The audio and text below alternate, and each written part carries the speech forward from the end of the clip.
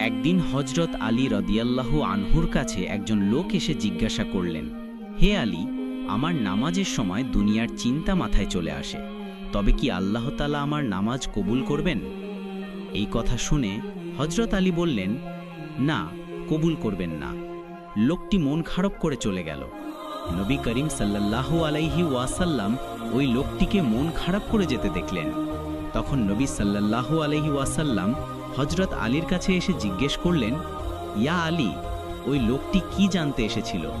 হজরত আলী বললেন, সে জানতে এসেছিল নামাজের সময় দুনিয়াবি চিন্তা মাথায় আসলে নামাজ হবে কিনা। আমি বলেছি নামাজ কবুল হবে না। নবী সাল্লাল্লাহু আলাইহি ওয়াসাল্লাম বললেন, ইয়া আলী, আমি তোমাকে একটি চাদর উপহার দিতে চাই, তবে একটি শর্ত আছে। হজরত আলী খুশি হয়ে বললেন, কি শর্ত? আমি রাজি। নবী সাল্লাল্লাহু আলাইহি ওয়াসাল্লাম বললেন, ইয়া আলী, এই মুহূর্তে তুমি 2 রাকাত নামাজ আদায় করবে, তবে শর্ত হলো নামাজে খুশু একনিষ্ঠ থাকবে এবং নামাজের সময় কোনো দুনিয়াবি চিন্তা মাথায় আসতে পারবে না।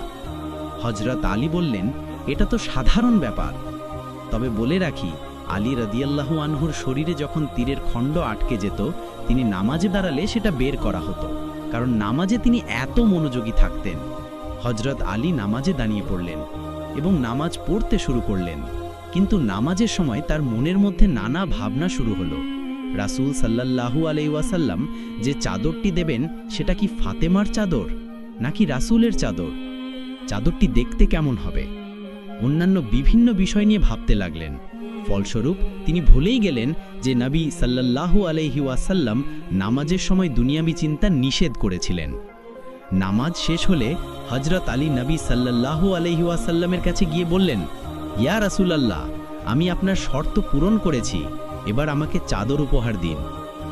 নবী সাল্লাল্লাহু আলাইহি ওয়াসাল্লাম জিজ্ঞেস করলেন, ইয়া আলী, আপনি কি খুশুর সহিত নামাজ পড়েছেন, অর্থাৎ একনিষ্ঠ ও দুনিয়াবি চিন্তা মুক্ত?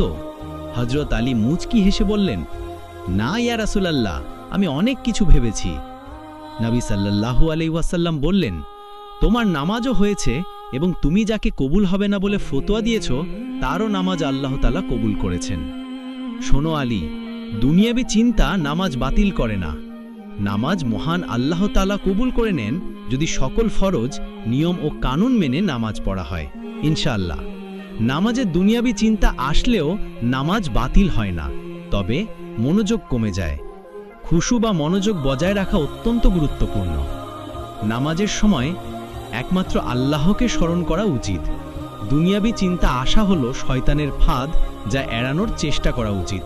আল্লাহ আমাদের শয়তানের কুমন্ত্রণা থেকে রক্ষা করুন এবং সঠিকভাবে মনোযোগ দিয়ে নামাজ আদায়ের তৌফিক দান করুন। আমিন।